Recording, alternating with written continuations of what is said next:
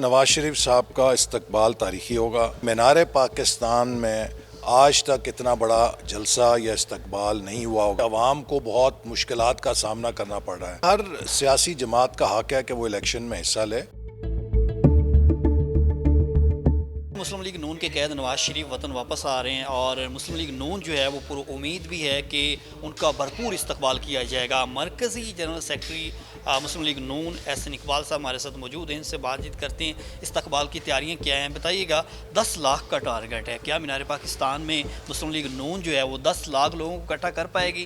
انشاءاللہ نواز شریف صاحب کا استقبال تاریخی ہوگا اور مینار پاکستان کی تاریخ کا سب سے بڑا جلسہ ہوگا۔ 10 لاکھ لوگ ہوں گے؟ 10 لاکھ ہوں گے، 20 لاکھ ہوں گے، 50 لاکھ ہوں گے، یہ میں نمبر نہیں دے سکتا، لیکن میں یہ ضرور کہہ سکتا ہوں کہ مینار پاکستان میں آج تک اتنا بڑا جلسہ یا استقبال نہیں ہوا ہوگا۔ ایک تاریخی استقبال ہوگا اور پوری اس وقت جماعت کے اندر بہت جوش و جذبہ ہے۔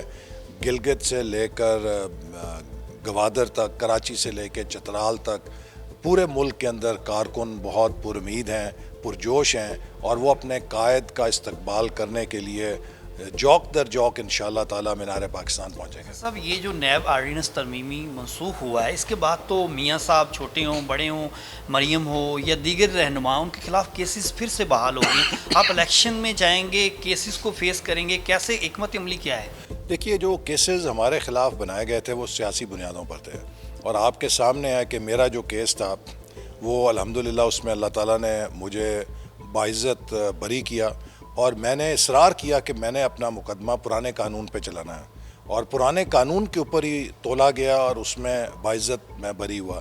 اسی طرح مریم نواز صاحبہ کا بھی مقدمہ جو ہے میرٹ کے اوپر فیصلہ ہوا، شہباز شریف صاحب کا جو مقدمہ ہے اس کا بھی میرٹ کے اوپر فیصلہ ہوا۔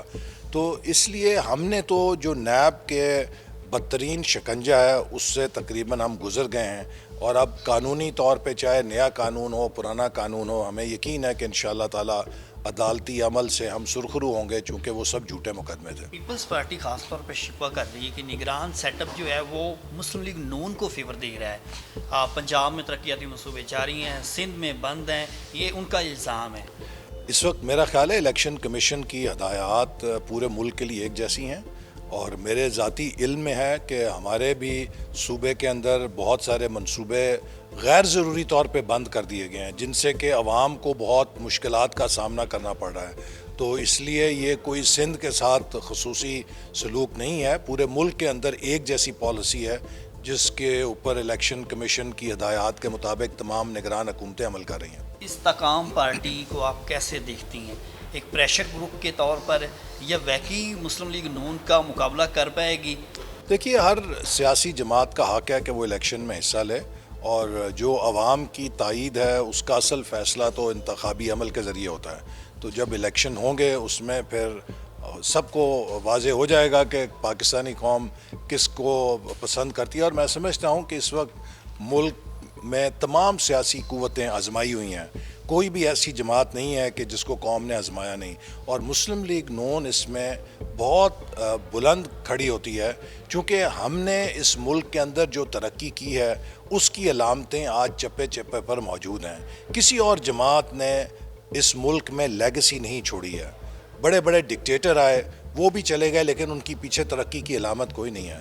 لیکن نواز شریف صاحب کے ہر دور کی ترقی کی یادگار علامتیں قوم کے سامنے موجود ہیں اور قوم جانتی ہے کہ یہ وہ پارٹی ہے جب بھی آتی ہے تو ملک میں ترقی کا پہیہ چلنے لگتا ہے۔ جی بالکل، جیسا کہ آپ نے سنا کہ احسن اقبال صاحب ہمارے ساتھ تھے، ان کا یہی کہنا تھا کہ مسلم لیگ نون جو ہے وہ پر امید ہے نہ صرف الیکشن کی جیت کے لیے بلکہ جو نواز شریف کا استقبال کیا جانا ہے وہ بھی تاریخی ہوگا۔ جب نواز شریف آئیں گے تو ان کا استقبال بھرپور کیا جائے گا۔